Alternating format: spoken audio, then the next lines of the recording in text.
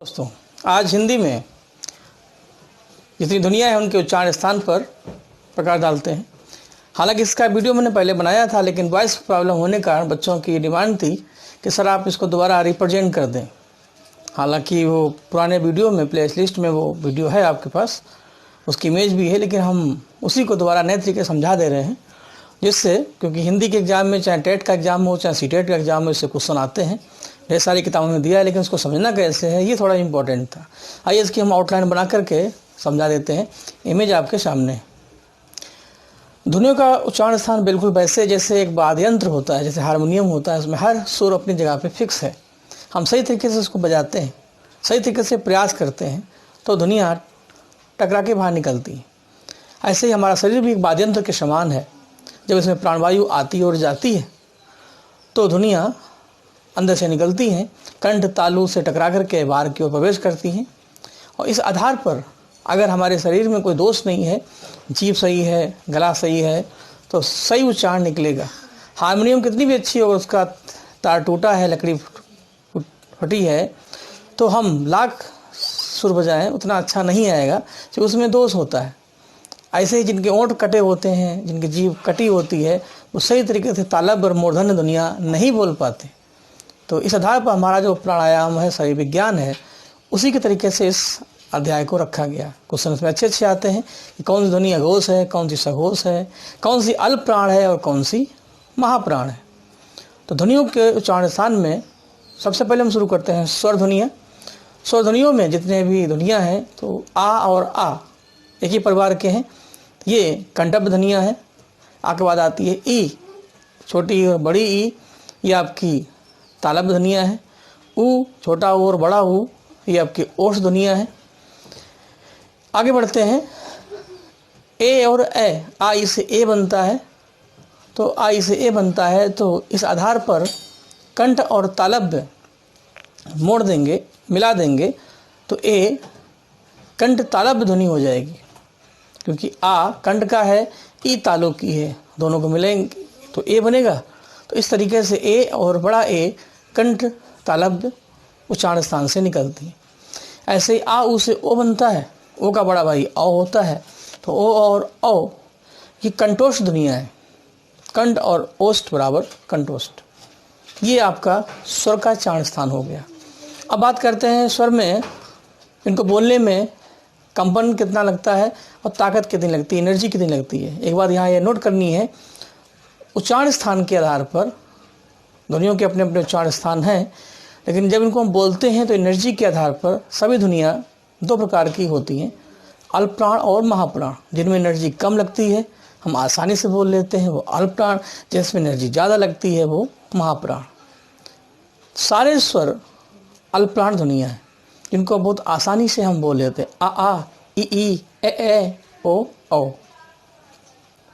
इसी तरीके से स्वर तंत्रियों के कंपन के आधार पर सभी स्वर या सभी ध्वनियाँ दो हिस्सों में डिवाइड हैं, अघोष ध्वनि और सघोष ध्वनि। जिनमें घोष कम होता है वो अघोष ध्वनि, जिनमें घोष ज़्यादा होता है सघोष ध्वनि। सारे स्वर सघोष हैं, सा से स्वर है, सा से सघोष है। तो स्वर का कॉन्सेप्ट यहाँ पर क्लियर है, यानी सभी स्वर अल्पप्राण हैं और सभी स्वर सघोष हैं। अब हम आते हैं वर्गीय व्यंजन। वर्गीय व्यंजन में 5 वर्ग हैं, का, चा, टा, ता, पा, और इनकी भी 5-5 ध्वनियाँ हैं। तो सबसे इम्पोर्टेंट सेक्शन है, इसमें 75 क्वेश्चन मोटे मोटे बनते हैं। इनका उच्चारण स्थान पूछा जाता है। तो सबसे पहले का, चा, टा, ता, पा। का वर्ग में 5 ध्वनियाँ हैं, का, खा, गा, घा, ण। तो सबसे पहले ध्वनि कंठ से होकर प्रवेश करती है, इसलिए कंठ का उच्चारण स्थान सबसे पहले होगा। कंठ में का वर्ग आता है। कंठ के बाद आता है तालु।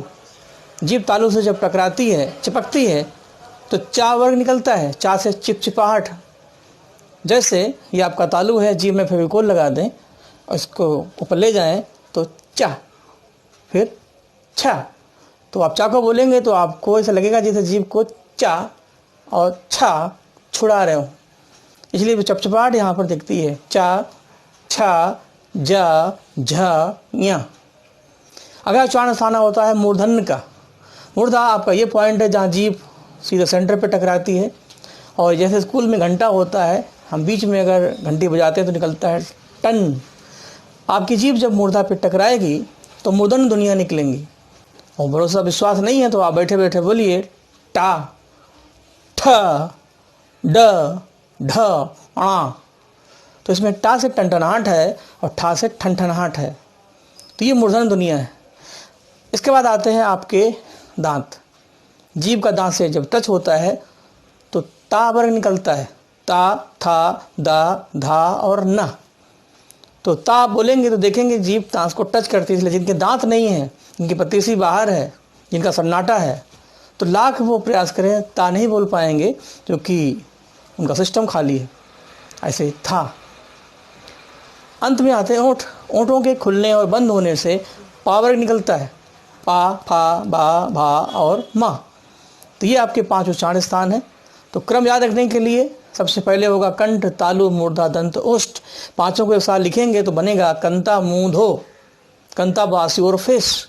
तो एक व्यक्ति कंता, मुंह का मतलब होता है चेहरा, दाओ का मतलब होता है धो। कंता मुंह धोता रहेगा, क्रम बना रहेगा इसी क्रम में। और ध्वनियों का जो वर्ग है वो है का, चा, टा, ता, पा। ये तो हो गई बात उच्चारण स्थान की। अब इसमें अल्प प्राण, महाप्राण, आघोष और सघोष का चक्कर ये भी समझा देते हैं। तो इसमें आपको ये ध्यान रखना है कि सबसे पहले अल्प प्राण ध्वनि आती है, फिर महाप्राण ध्वनि आती है, फिर अल्प प्राण, फिर महाप्राण, फिर अल्प प्राण। एक अल्टरनेट सीरीज चलती है 1, 3, 5 की। तो जितनी भी अल्प प्राण ध्वनियाँ हैं वो 1, 3, 5 होती हैं और जितनी महाप्राण ध्वनियाँ हैं वो 2 और 4 होती हैं। तो आ से अल्प प्राण, आ से ऑड नंबर, आ से आपका अल्प प्राण और इवन नंबर महाप्राण होता है। अब इसको प्रैक्टिकल कर लेते हैं। सबसे पहले वो ध्वनि निकलती है का, फिर खा, गा, घा, ड़ा, चा, छा, जा, झा, या। पहले हम सांस लेते हैं, छोड़ते हैं। सांसों के उतार चढ़ाव के आधार पर ध्वनियों को निश्चित किया गया। इसलिए सबसे पहले अल्प होता है, फिर महा होता है। तो एग्जाम में क्वेश्चन आ जाए कि गा अल्प प्राण है कि महाप्राण है, आपको याद नहीं करना है कि गा अल्प प्राण है, गा अल्प प्राण है, गा अल्प प्राण है। एग्जाम में फिर प्राण निकल जाएंगे। आपको देखना है गा किस क्रम से है, का, खा, गा। गा नंबर 3 पर है, 3 है तो अल्प प्राण। अगर घा जाए का, खा, गा, घा, घा नंबर 4 है और 4 का मतलब होता है महाप्राण। तो दिमाग में ये रखना है 1, 3, 5 बराबर अल्प प्राण, 2 और 4 बराबर महाप्राण।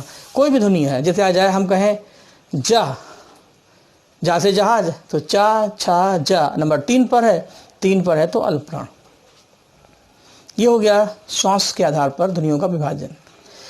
अगली सीरीज बचती है इसमें अघोष और सघोष। जिन ध्वनियों के बोलने में कंपन कम होता है उनको अघोष बोलते हैं, जिनमें अधिक होता है सघोष। अभी मैंने समझाया था।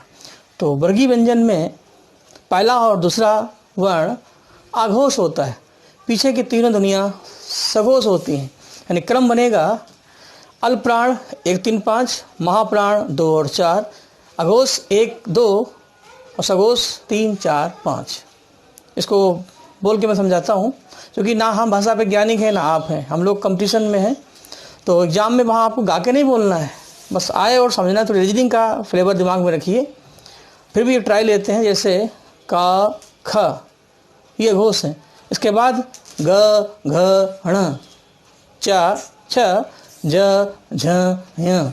आपकी आवाज़ हल्की सी फैल जाती है। जैसे म्यूजिक सिस्टम में वास सिस्टम होता है, बेबी को बेस पसंद है, वही बेस, वही नाद, वही झनकार जैसे जैसे बढ़ती जाती है आवाज़ चेंज हो जाती है।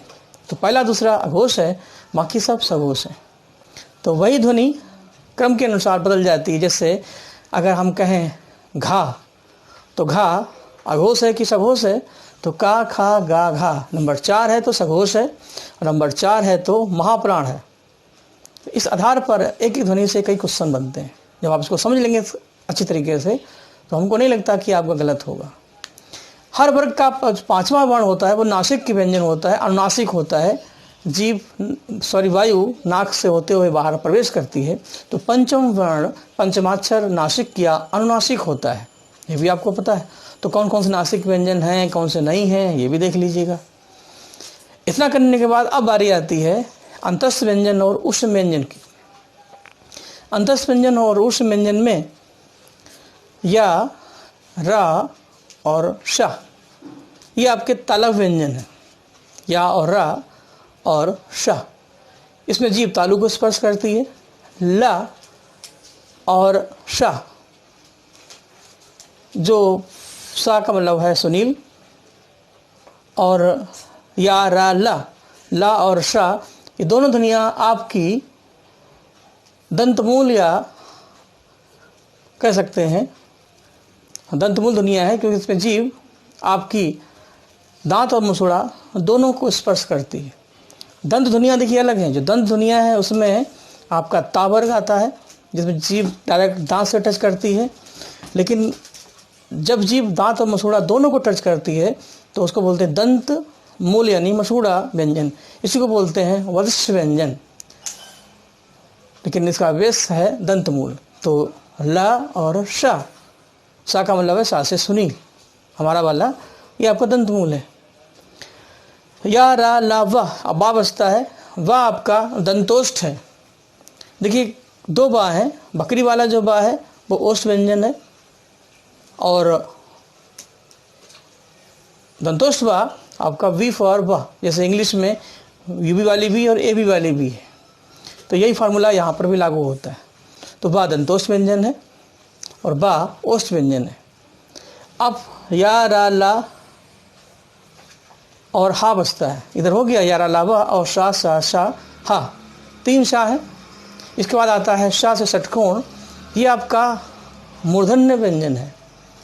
तो पहला वाला शा तालव्य है, दंतमूल शा और मूर्धन्य शा। अंत में बचता है हा। हा ध्वनि को बोलने में जीभ के तंत्रियों को 3 बार कंपन करना पड़ता है, इसलिए इसको स्वर तंत्री या काकलय व्यंजन बोलते हैं। रा और हा ये दो ऐसी ध्वनियाँ हैं जिनमें कंपन है, जिनमें से कपकपा कंपनी है। रा में जीभ 3 बार कांपती है र, हा में गले के तार 3 बार कांपते हैं ह। तो इस आधार पर इसको काकले या स्वर तंत्री व्यंजन भी कहते हैं।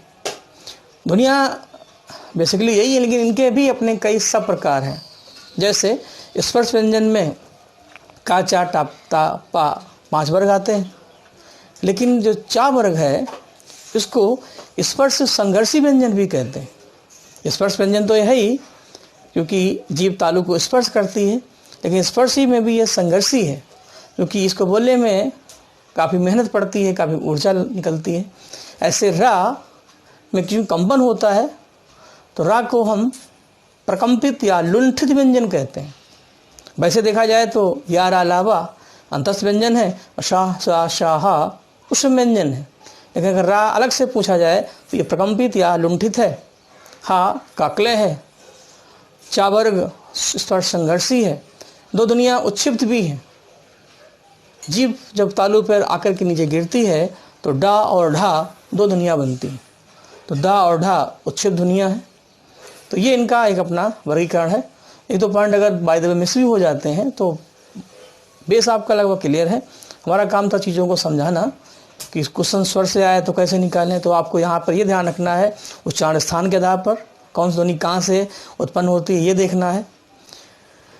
स्वर तंत्रियों के आधार पर वो अघोष है या सघोष है, एनर्जी के आधार पर वो अल्पप्राण या महाप्राण है। तो उसमें इतना ध्यान रखना है सारे स्वर सघोष हैं और सारे स्वर अल्पप्राण हैं। वर्गीय व्यंजन में 1 3 5 अल्पप्राण है, 2 4 महाप्राण है, 1 2 अघोष है, बाकी सब सघोष है।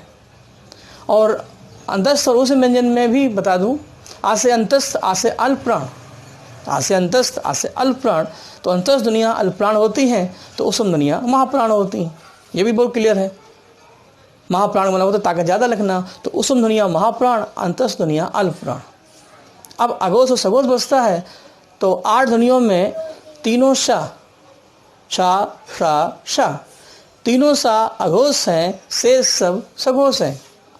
तीनों सा अघोष ध्वनियाँ हैं और बाकी जितनी हैं यानी हा और या रा ला वा यानी अंतस्थ ध्वनि और हा ये आपके सघोष हैं।